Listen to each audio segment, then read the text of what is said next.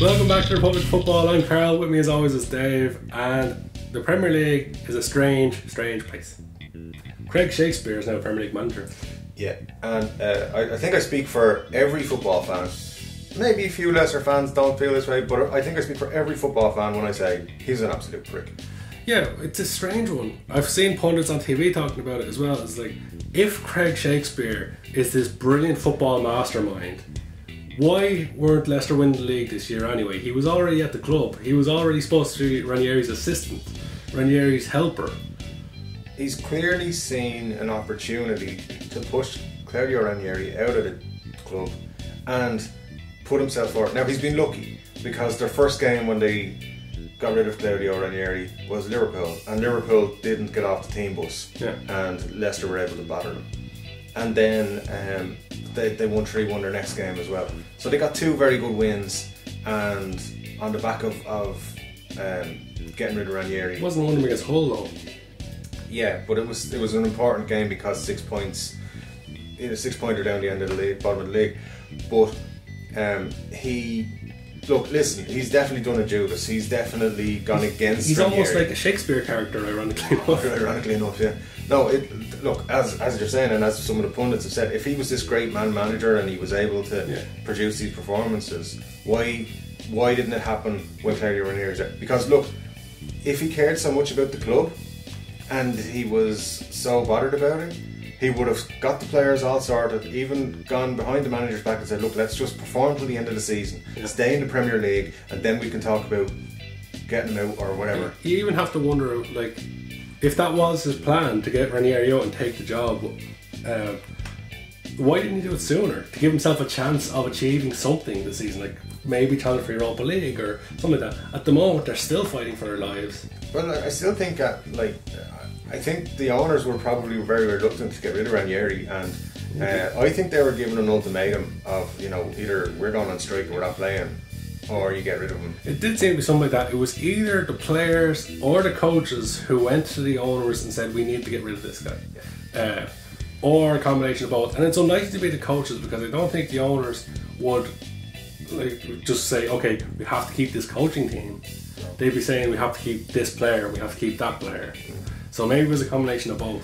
Well, but clearly they wanted Shakespeare in the lead role. We talked about Leicester at length recently, but the bottom line is something wasn't right. So, as soon as Ranieri was gone, as well as Shakespeare was out saying he wanted it, and something just doesn't smell right to me about that. He should have been out in support of his. I would say he was supposed to be Ranieri's assistant, the guy helping Ranieri, but he clearly like if he is this good as a motivator and a tactician, why wasn't he helping? Like, look at Liverpool. The Klopp, when he came in, said, "I'm bringing in these two guys." And he called his assistant the brains, because he knows everything about tactics. He clearly helps Klopp with his team. Whereas with Ranieri, it seems that's what Shakespeare should have been doing, is helping him out with the tactics and helping him out with the team, and he clearly wasn't doing it, to the best of his ability at least. Yeah, and I think with Craig Shakespeare, he has seen the chance to become a Premier League manager with no experience as a manager on his own, and that doesn't happen. But he's seen this opportunity, and somebody maybe pointed out to him, look, if you get rid of Ranieri, you'll be just given the job. I think Leicester were very lucky as well, because Leicester fans got a little bit of a scare when there was talk that Roy Hodgson interviewed for the job. It was like, if you replace Ranieri with Hodgson, you deserve what you get. I think they're going to be in trouble anyway. They're not going to get a top manager. They think they are. They're not going to get one. Like, they got 2 wins back to back, and everyone's saying they're back and they're great and everything. That's still the same Leicester team who were struggling this season. That's still the same team who had the lack of commitment, and still the team who will be struggling come the end of the season. There's 10 games to go, and I don't see them getting out of this too easily. Yeah, they've had a little bump. Again, Liverpool played probably their worst game of the season against Leicester. Liverpool were awful. They were terrible that night. So, and then their next game was Hull, who were a relegation. And you know what I think really helped Leicester actually was everybody in the media condemning them and saying that they're a disgrace and they shouldn't have played like that. Yeah, got them fired up. That made them say, well, we have to keep going, we have to keep this up. Now, here's the thing, they haven't played in a couple of weeks because they were off because of FA Cup action and stuff like that. So if they come back next week and then they put in a dreadful performance, well, guess what? it's an international break. You've got another couple of weeks to wallow in your self-pity that you didn't win.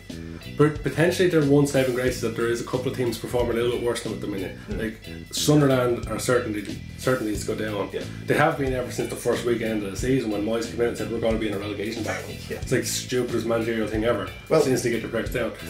The thing is, down the bottom, teams are beating each other down the bottom. But there are some teams like Sunderland and Middlesbrough who are just constantly on a down at the minute. Yeah. So, you know, that might save a Leicester. It might save them just about because they might just get out of there. But I still think they're going to struggle towards the end of the season. Yeah, me too. Despite them having a little bit of a bump. I won't be surprised to see them going to. And as well, you know, the grass is not always greener. Yeah. And they could go 3-4 games into this new situation with Shakespeare and be like, oh, we don't want to play for him either.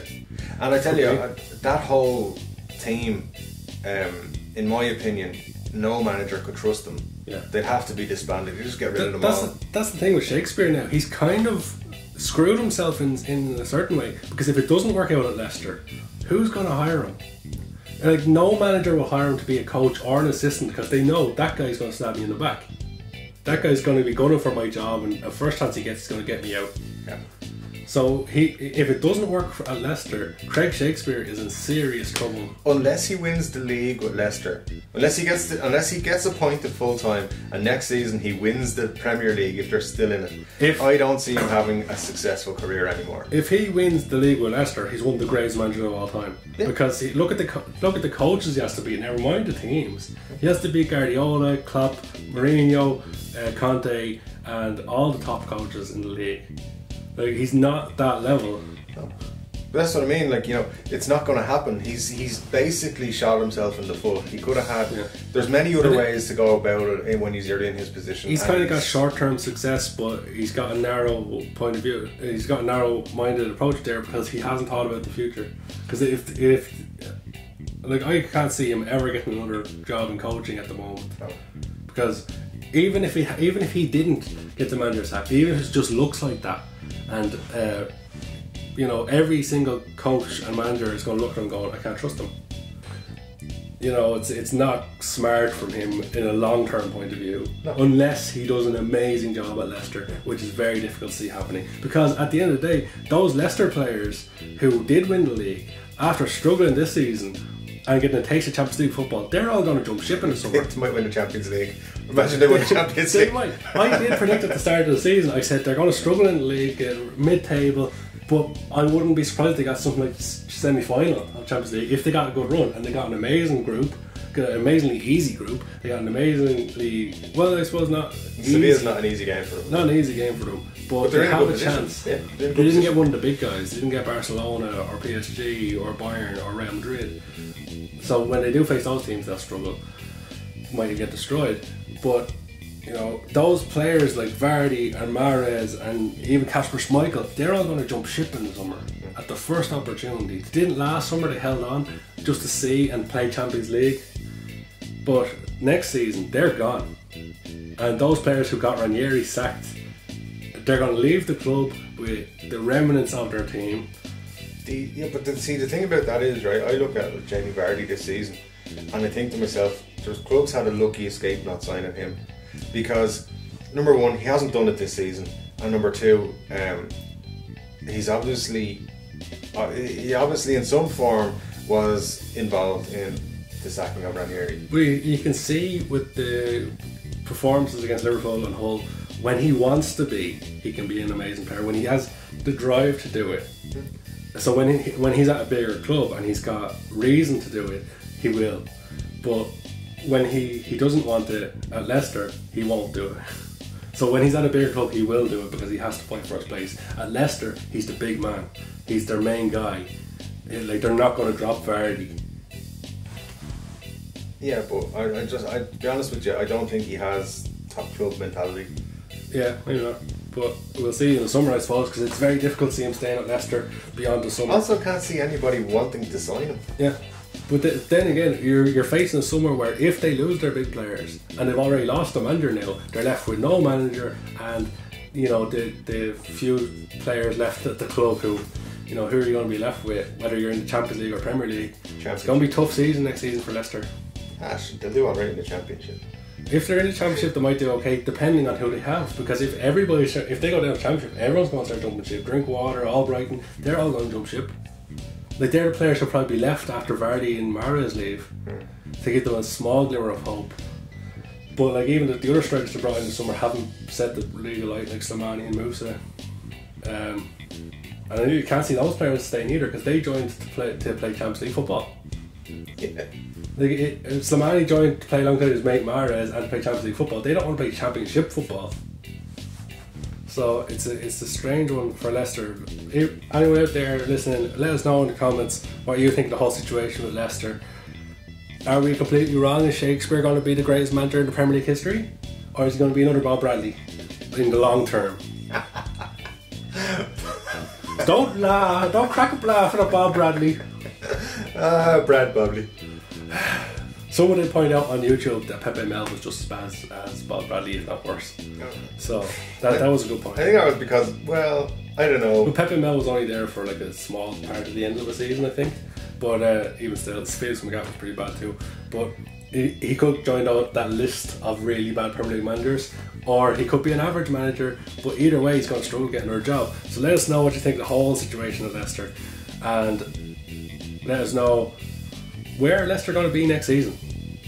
Yeah. That's the big question. Yeah. Are they going to stay in the Premier League? Do you think they'll just about make it? But for now, that's all I've got time for. I've been Carl, he's been Dave, this has been Republic Football, and we'll catch you next time.